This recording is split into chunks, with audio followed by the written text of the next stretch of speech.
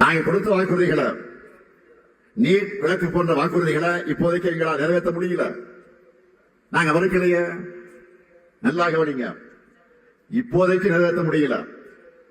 அதுக்காக நாங்கள் முயற்சி செய்யாமல் இருந்தோமா? முயற்சி செய்யாமல் இருக்கிறோமா?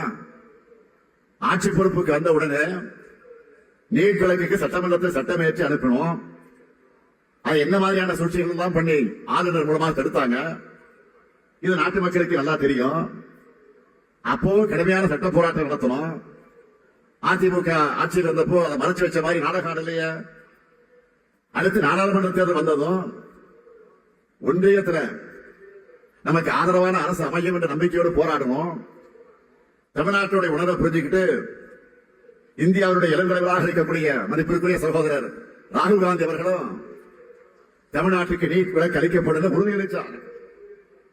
தமிழ்நாட்டு மக்களான நீங்க புதுச்சேரி உட்பட 40 தொகுதிகளில் இந்தியா கூட்டணிக்கு வெற்றியை தந்தீங்க. ஒன்றியத்தில் பாஜக ஆட்சி அமைந்தது. அதுவும் பெரும்பான்மை ஆட்சி கிடையாது. சிலர் ஆதரவோட மைனாரிட்டி ஆட்சியாக தான் அமைச்சிருக்காங்க. நாட்டு மக்களுக்கு எதிரான நம்முடைய ஆட்சி நெடுநாள் நீடிக்காது.